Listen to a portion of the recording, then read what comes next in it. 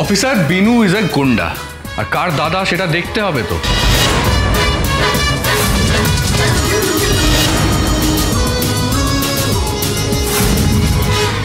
একদম বাজে কথা বল।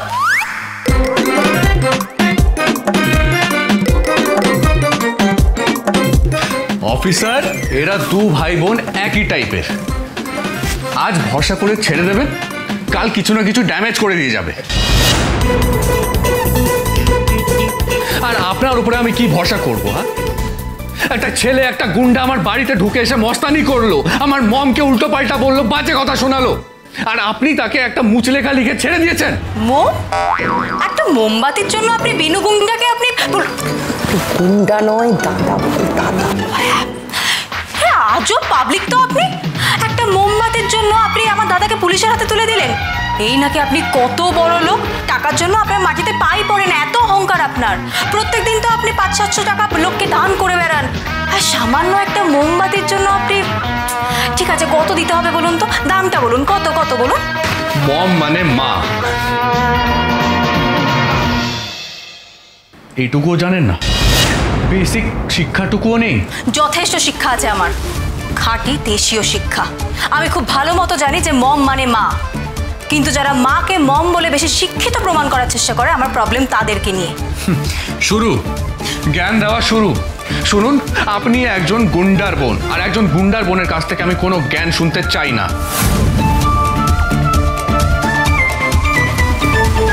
স্যার স্যার স্যার স্যার, এরা আপনার স্টেটাসেরই না, আপনি কেন এদের সাথে শুধু শুধু ঝগড়া করছেন?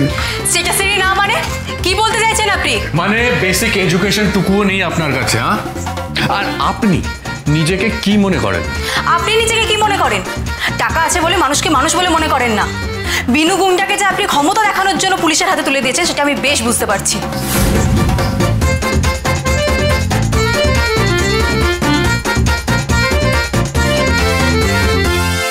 গুন্ডা না দাদা বল, দাদা। স্যার যদি জানতে পারে না বিনু তোর আসল দাদা না, আমার কিন্তু চাকরিটা যাবে। ছাত্র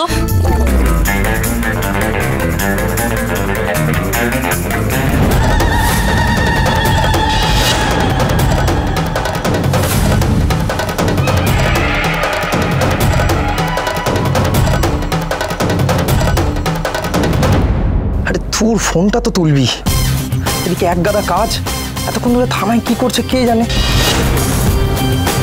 আচ্ছা, কোনো বড় সড়ো ঝামেলায় পড়লো না তো? এদিকে ফোনটাও তুলছে না, আরেকবার ফোন করি। ফোনটা বিগড়ে মহা বিপদ হলো। সরোজের সঙ্গে তো যোগাযোগও করতে পারছি না। ও থানায় কি জন্য গেছে, কি বিপদ কি ঝামেলা, কিছুই তো ঠিক করে বললো না। হ্যালো অর্ণবদা।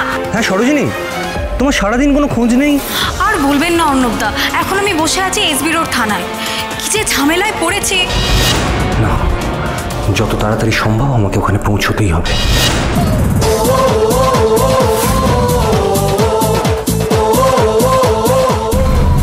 দাদা একটু তাড়াতাড়ি চলুন না।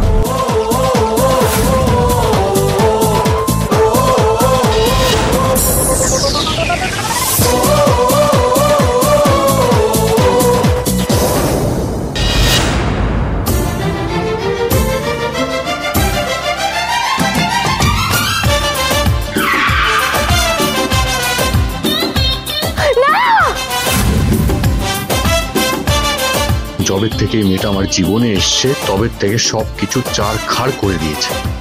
যতবার ভাবছি ওর মুখ যেন আর দেখতে না হয়, ততবার কোনো না কোনো ভাবে ঠিক আমার সামনে এসে হাজির হচ্ছে। ডিসগাস্টিং।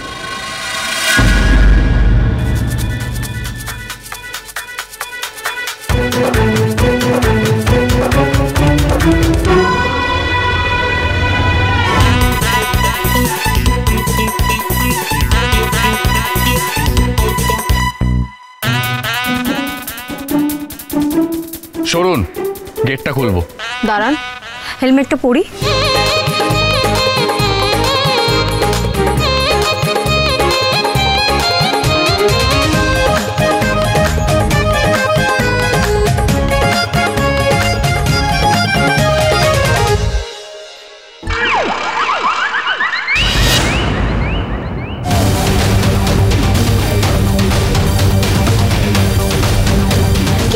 গেটটা বন্ধ করুন, বাইক স্টার্ট দেবো তো। দাঁড়ান, আগে গাড়িটা স্টার্ট দিই। প্রথমে আমি, তারপর আপনি।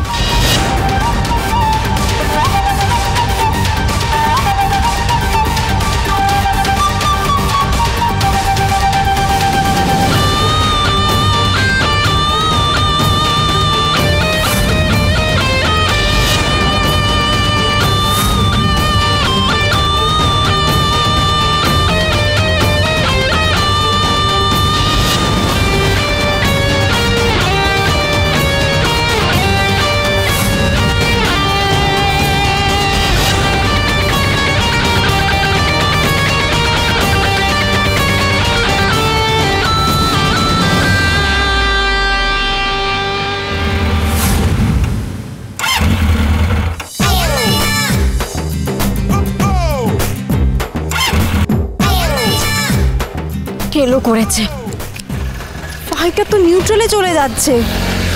তেল ভরতে হবে, কিন্তু পকেট তো পুরো ফক্কা। তেলটা কিনবো কি করে বলতো ভাইটার?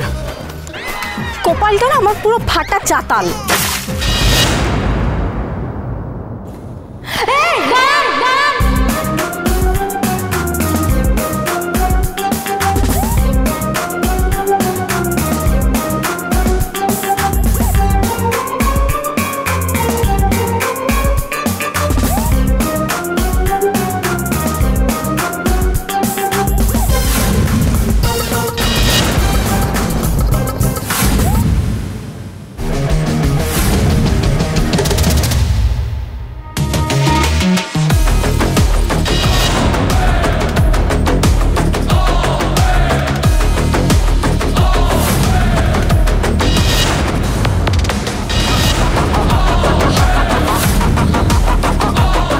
আপনি কি করলেন এটা? হ্যাঁ,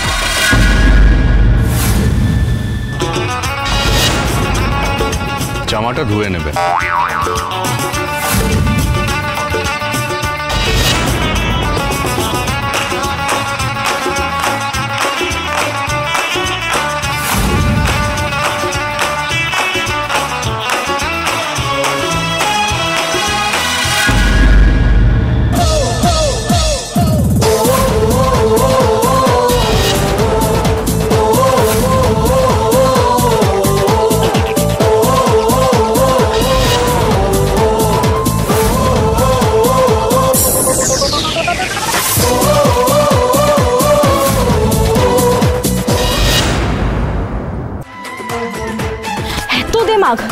অভদ্র অহংকারী লোক একটা, খুব টাকার অভাব, তাই না? ফাইটার, তোকে এখানেই কেস কাটাতে হলো যাতে আমার গায়ে এই নোংরা জলটা লাগে, তাই না? এটা আমার সম্মানের প্রশ্ন ফাইটার, চল।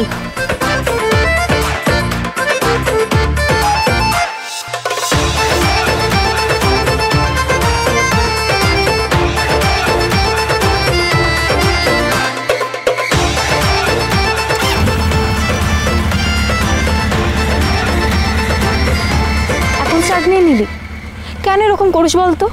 বাবা, তুই তো ফাইটারকে একটু বোঝাবে, দেখো কেমন করছে আমার সাথে। ঠিক আছে ফাইটার, তুই যেমন আমাকে বিপদে ফেলেছিস, তুই আমাকে বিপদ থেকে রক্ষা করবি। চল, তুই আমি একসাথে ওই লোকটার টাকার রব বের করেই ছাড়বো।